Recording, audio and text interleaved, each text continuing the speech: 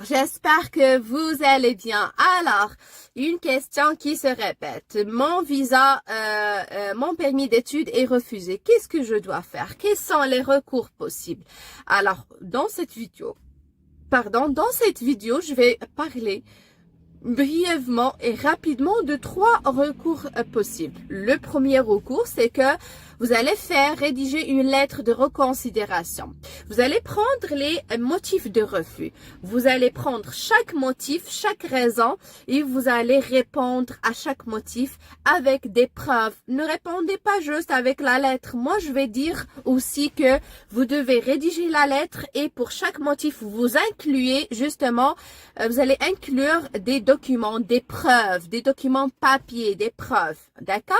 Donc ça, c'est la première chose. La deuxième chose, c'est que vous devez être capable d'aller loin dans le processus et payer un avocat spécialisé dans l'immigration canadienne pour contester la décision de l'agent. Contester la décision de l'agent, c'est-à-dire ça se fait à la Cour fédérale. Et à la Cour fédérale, c'est plutôt les avocats, c'est pas les consultants en immigration, c'est plutôt les avocats. Donc, vous pouvez justement contester la décision de l'agent, surtout si vous n'êtes pas bien convaincu, si vous avez bien monté un dossier, donc ça vaut la peine et la plupart des cas reçoivent une réponse positive. La troisième chose, tout simplement, vous allez demander, vous voyez la lettre de refus que vous recevez, les motifs de refus souvent ne sont pas des motifs qui sont détaillés. Donc ce qu'on va faire, c'est que on va aller chercher les notes de l'agent.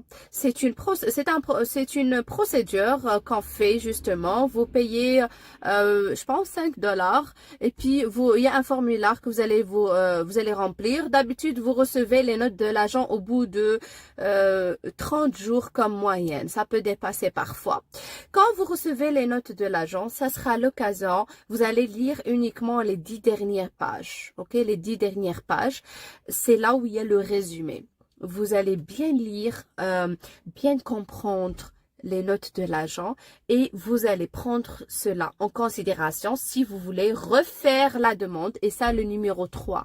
La solution numéro 3, c'est refaire une nouvelle demande, mais en tenant en considération compte des notes de refus de l'agent.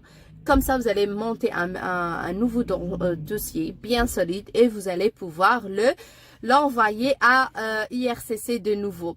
Voilà, je vous souhaite bon courage, bonne chance dans toutes sortes de demandes. C'était avec vous, Madame Tissam, du bureau de l'immigration Besma de Montréal. Merci, à la prochaine. Au revoir.